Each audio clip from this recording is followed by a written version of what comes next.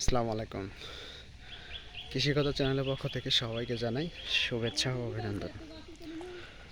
আজকের ভিডিওতে আমি একটা ক্ষেত দেখানোর চেষ্টা করতেছি আপনাদের সবাইকে। এটা আসলে বিটার গার্ড, করলা। এই যে করলার প্লট আজকের ভিডিওতে দেখতে পাচ্ছি আমরা। প্রথমে চারাগুলো ট্রান্সপ্লান্ট করছে এভাবে 2 ফিট 2.5 ফিট ডিস্টেন্স দিয়ে সুন্দর করে চারাগুলো ট্রান্সপ্লান্ট করা হয়। এরপরে চারা বাড়তে শুরু করে।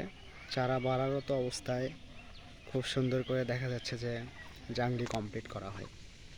আর জাংলিটা যখন দেওয়া হয় তখন সচরাচর বেডের এই পাশ থেকে ওই পাশ পর্যন্ত 3টা করে খুঁটি শুরু থেকে শেষ পর্যন্ত মাঝ বরাবর দিয়ে এভাবে জিয়া তার, যেটাকে আমরা গুণা বলি, এটা দিয়ে টানা দিয়ে সুন্দর করে বাঁশের পাতা দিয়ে খুঁটি দিয়ে গাছটাকে স্ট্রং করে জাংলিতে উঠানোর ব্যবস্থা করা হয়। এখন করণীয় কি?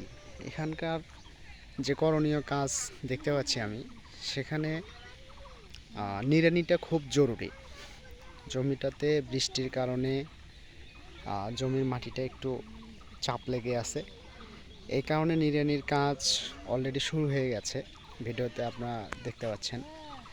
তো এইভাবে নিড়ানিটা কমপ্লিট করার পর গাছের গোড়ায় রিং করে সার প্রয়োগ করতে হবে। এই সার প্রয়োগ করার ক্ষেত্রে অবশ্যই খেয়াল রাখতে হবে যেন কোনোভাবে সারের ডোজ বেশি হয়ে না যায়। এখন আজকের এই ভিডিওতে আমরা মূলত 2টা জিনিস ফলো আপ করার চেষ্টা করতেছি, দেখানোর চেষ্টা করতেছি আপনাদের, যে এটা আসলে খরিফ অন সিজনের একটা ফসল, যে ফসলটা আসলে টেম্পারেচার খুবই ভালো থাকা লাগে।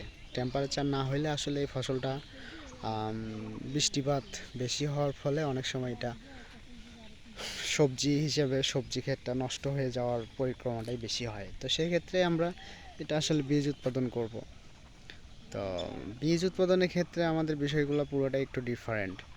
সো ডিফারেন্ট এই কারণেই আমরা এখন সারের ডোজ কমপ্লিট করার পর গাছ জাংলিতে ভাসমান অবস্থায় ওঠার পর তখন আমরা আস্তে আস্তে হাইব্রিড শুরু করব। হাইব্রিড কীভাবে করব সেটা আমি পরের ভিডিওতে আপনাদেরকে দেখানোর চেষ্টা করব। আজকে এ পর্যন্তই। সবাই ভালো থাকবেন। ভিডিওটি ভালো লেগে থাকলে লাইক এবং সাবস্ক্রাইব করতে আপনারা ভুলবেন না। ধন্যবাদ। আসসালামু আলাইকুম।